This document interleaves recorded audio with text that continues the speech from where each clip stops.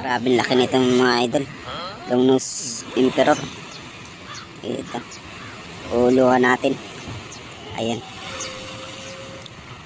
Ito na. Yun, sa pool. Malakas tumakbo mga lads. Ayan. Balikot ang kawad natin. Pero, ito na mga idol.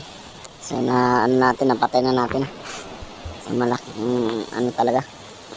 Mga kulang na 6 na kilo mga lads. 5.3 So, thank you Lord. Napakaganda naman sa ating paano. So, itong pirasong isda pa lang tayo na huli natin mga idol. Ayan.